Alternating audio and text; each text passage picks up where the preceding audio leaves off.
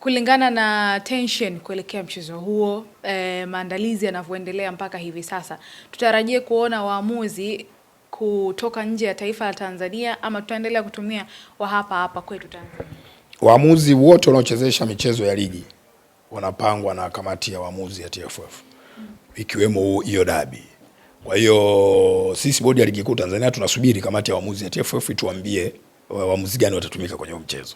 Uzuri ni kwamba kanuni zinawaruhusu kuamua kuchukua waamuzi kutoka ndani au nje ya nchi.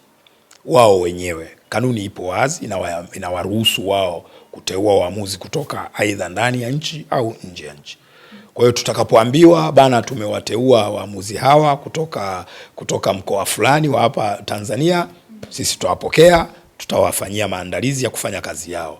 Wakituambia wametoka nje ya Tanzania, tutawapokea, tutawafanyia maandalizi ya kusimamia mchezo wetu.